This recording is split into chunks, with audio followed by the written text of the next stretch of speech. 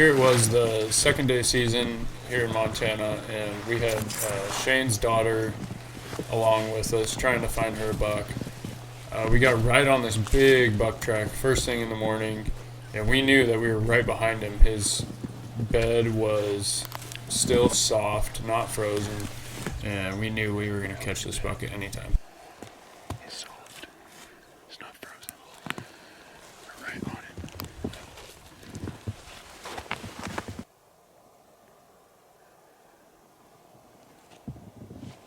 Unfortunately, this buck had already set us up and jumped before we knew it. We just stayed on his track in hopes that he would stop and give us another glimpse at him. But to our surprise, he ran us right into this herd of elk.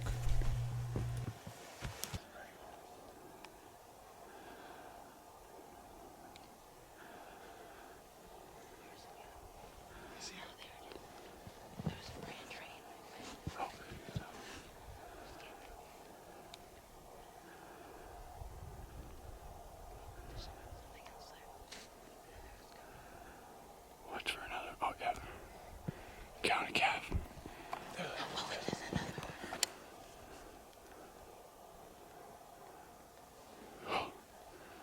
There he is. There he goes. He goes.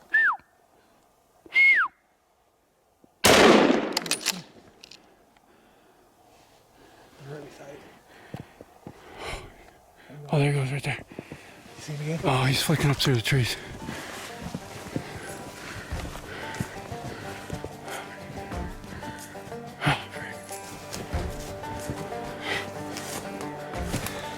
Oh, there they go right there. Oh, he stopped. There's a cow. They're still just right there. They're just standing right there in the trees. Go right, go right. Oh, he's down. You got him. He's rolling. He's rolling, Shane. You got him, dude. Here he goes. He's coming down right here. Rolling. Yep. Right, he's down. He's... Dude, you got him. You got him. We got a bull.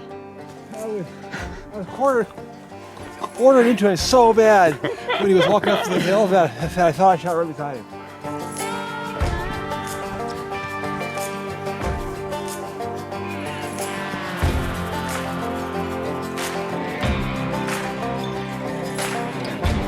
Perfect.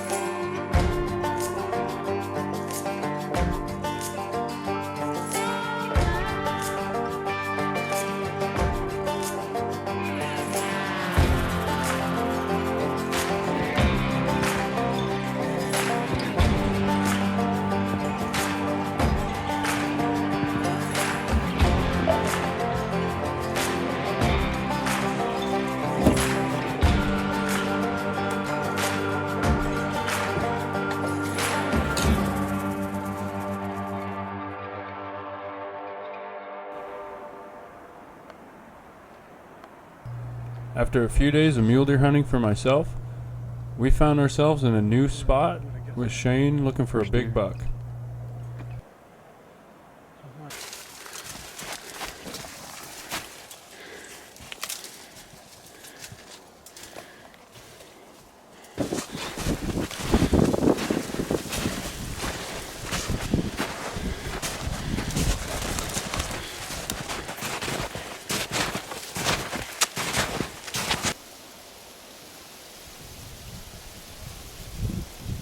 Spotted the cow moose.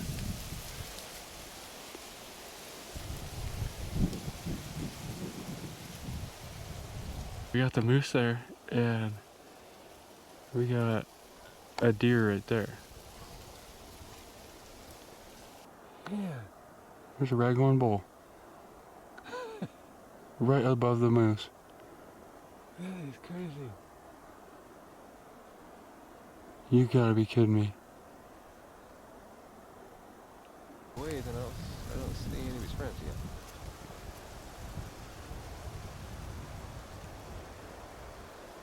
The way he could get away from his enemies, he decides to go over that saddle. It didn't take us long to figure out where the animals were hanging in this basin. Unfortunately, we weren't seeing much for mule deer, but we spotted this bull way up in the head end and decided, since Shane had already filled his elk tag, it was a perfect opportunity for me.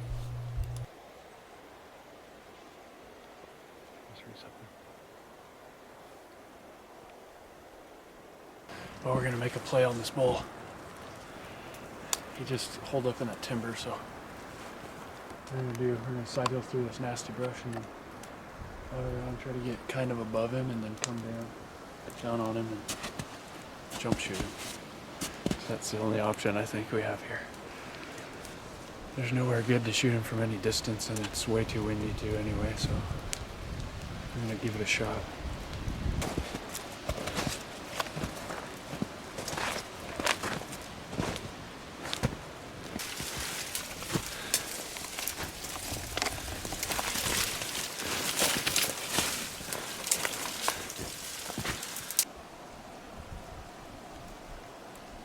Might see a track going way up through there.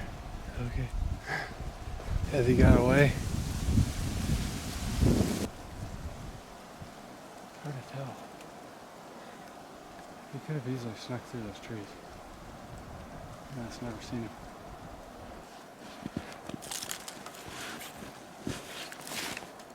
But we'll go up there and see. Yeah. Because it could just be an old track too. Yeah, there's moose tracks all over. Yeah.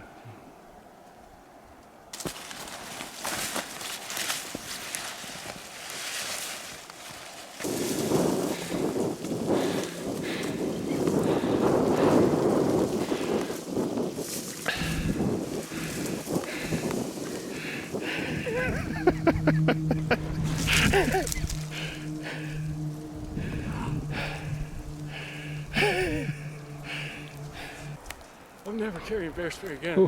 What happened to you? It looks like a shot down there. Holy smokes. Safety came off. Is it starting to soak into your leg yet? Hopefully it doesn't, because I almost lost my leg once. I'm scared to touch this thing. Get the safety back out of there.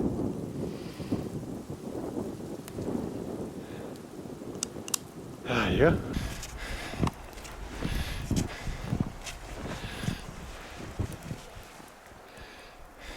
What's your prediction now?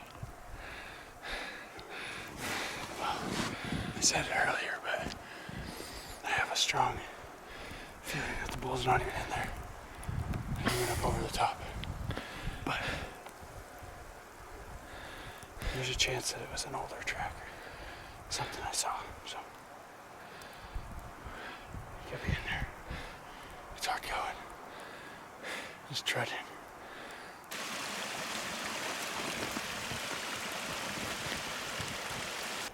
We are about in on this elk here. My leg is burning so bad. I gotta take my pants down, put some snow in there. Look, it soaked through my boxers. Every now and then I get a whiff of you and then I want to cough. Yeah.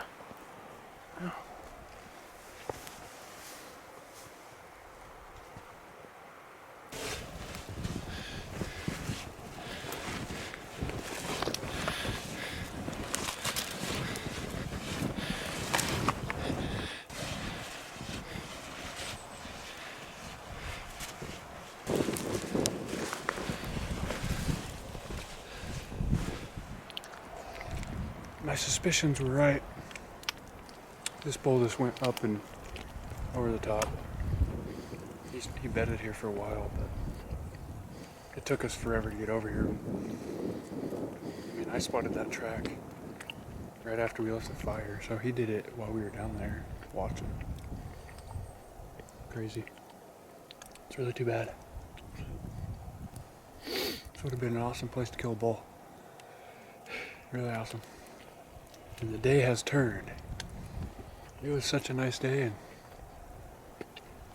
now it's a blizzard, the snow's over my knees, hard walking, my legs on fire,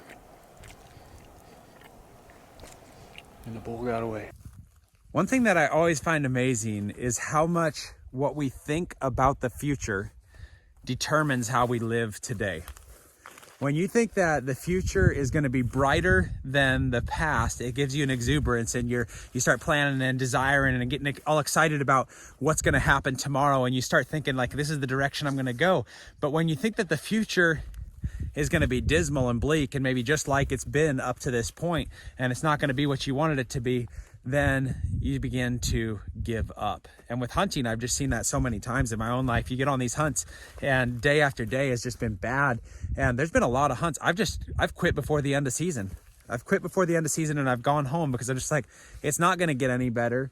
I'm not going to get an elk. I'm not going to get a deer. And what's the use in even trying? I'm just wasting my time here. I might as well just go do something else with my life. And so I've realized that how I think about the future ends up determining a lot about how I'm living today. And one thing that I've observed a lot is that the world will tell you that because of your past, and because of everything that's led up to now, that your future is hopeless. Maybe you've made mistakes and you've botched things. Maybe you've ended up in divorce and you're just like, there's no way that marriage could ever be good again because of what's happened in the past. And we get put in this place where the future gets stolen from us because of the mistakes of the past. But God says this, he says that I have plans for you. I have plans to prosper you and not to harm you, to give you a future and a hope. So think about that contrast for just a second here. You have the world saying that because of your past, the future is hopeless. And then you have God saying, it doesn't matter what you've done in the past. I have plans to give you a future and a hope, to prosper you. And for me, I don't know what that comes across to you as, but when I hear that, I get excited for a hope-filled future. That even though I've messed up in the past, even though the past hasn't been great, even though I haven't had a great week or month or whatever it is, or year or lifetime up to this point, that the future isn't hopeless. That there is hope for a better future, a future where I get to do significant things and I'm excited about it. I wake up with joy and I'm excited about what's going on. That's the kind of future I want to look forward to. And hope is all rooted in the future. You don't have to hope for anything that's already happened. You don't have to hope for anything that you're living in right now. Hope is rooted in the future. And when we see hope in the New Testament, it's the word elpis. And I've talked about this a lot before, but it means a confident expectation. How do we have a confident expectation of better things in the future when we haven't been able to do better things up to this point? Our confident expectation comes from knowing the one who holds the future. That's Jesus. And when he promises something, he follows through with it. So if God says, I have plans for you to prosper you and to give you a hope and a future, God is not a liar, and his promises are yes and amen. And I just want to encourage you right now. How you see the future will determine how you live today and how you live the rest of your life. And that's why we see people give up and commit suicide, because they're at this place in life where life has been miserable, life is overwhelming, and there is no hope of a better future. And so why not just give up? Why not just call it over? Even though the season's not over yet, why not just call it? Because it's not going to get any better. But my life experience has taught me that just because you've had a bad day yesterday and today doesn't mean that tomorrow has to be bad. There is hope for a better future. And when we put our faith in Jesus Christ, Jesus said, I came to give life and to give it abundantly. A future that is full of hope can only come by faith in Jesus Christ. And I want to encourage you today. I don't know where you are. I don't know if you're in a place that you've been hopeless. I don't know if you're in a place where you've become cynical about the future ever being better. Maybe the glory days are behind you. I'm telling you right now, if you commit your life to Jesus Christ, the glory days are ahead of you. You know, this world may not be perfect. We're going to have trials and tribulation, and you may give your life to Jesus, and it may be hard from here out to the end of your days here on earth. But we are told that we are going to be in our glorified bodies with God for eternity. So even if you have a bad 75 years here, your glory days are ahead of you with Jesus Christ. And I just want to encourage you in that today. Look, it is practical. Walking with Jesus is a practical day in and day out thing.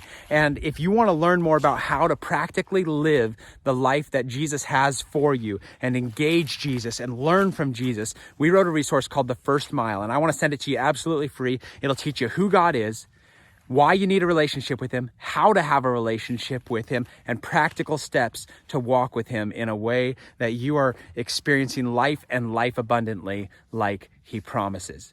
There is hope for the future. Don't listen to the world. Just because you have a past doesn't mean you don't have a future. And the future that Jesus wants to give you is an incredible future, filled with hope, filled with joy, filled with a life of significance and abundance if you will follow him. God bless you all, and I hope you enjoy the rest of this hunt.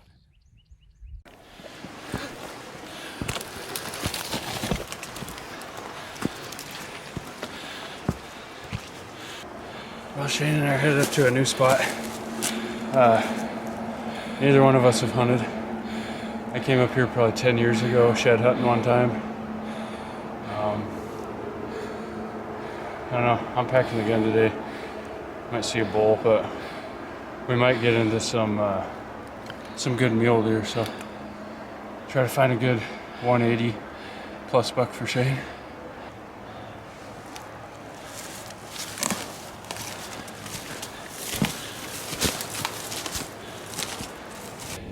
We're just getting up in there. We've climbed like 1,500 feet probably. We're gonna get up here. I think we might be able to see out. Looks real nice and open up in there.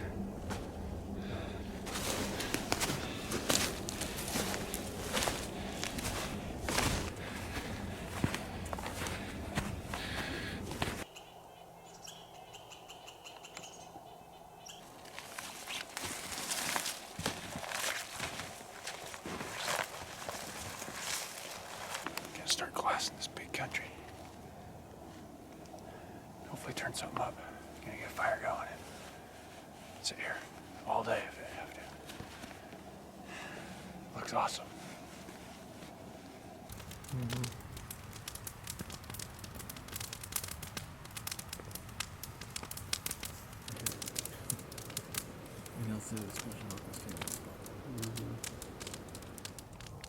Got a bull spotted.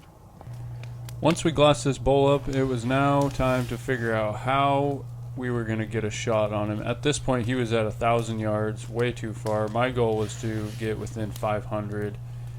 So we started working our way down. Okay, so we got the bull spotted. We're gonna go down to this next little ridge over and get down. See how close we can get. Shoot him across.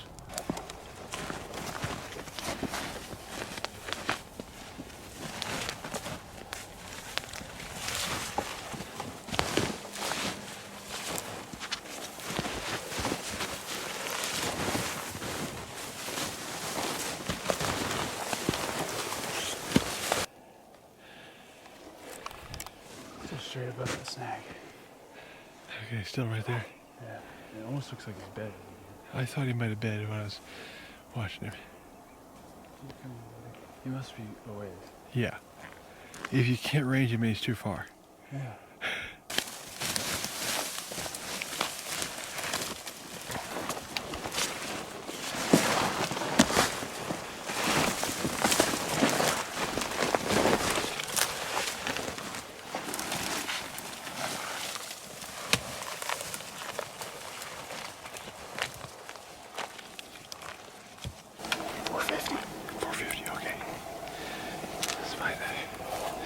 Find us a good rest around here.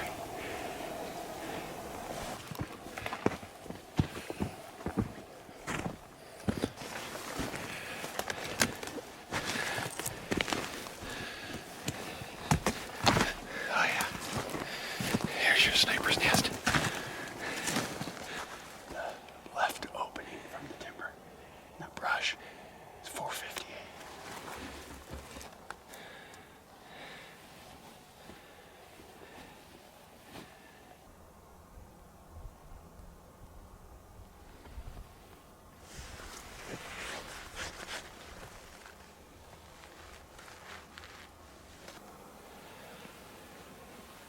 They get old and smart like that, and they're extremely energy conservative, must be.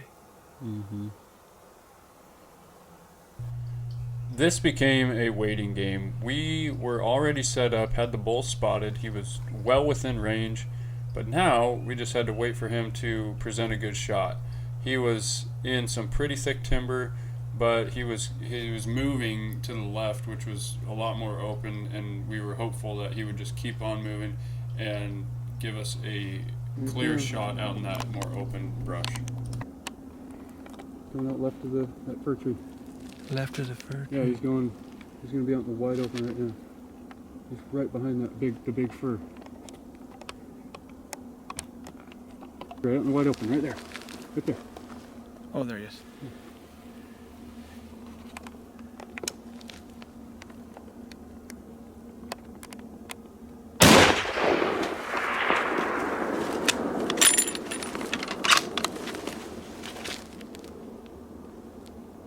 I smoked him. I didn't see absolutely nothing. Did you have the camera on? Yeah. I had to. He was about to go in the other region. In there. He hasn't come out of that region yet. He went down? He went straight left into the next region patch. Okay. Good deal, man. You got a big bull. He's big. Yeah. We didn't fail, Justin. Didn't fail. We done it. Just like Justin would have did it. Yeah. And you got a good bull. Dude, he's big. Actually. Yeah. I think he's over 300, I think. Yeah. Now is there any way to pin him where he's at? Because when we get over there, man, it's going to be a tough fight.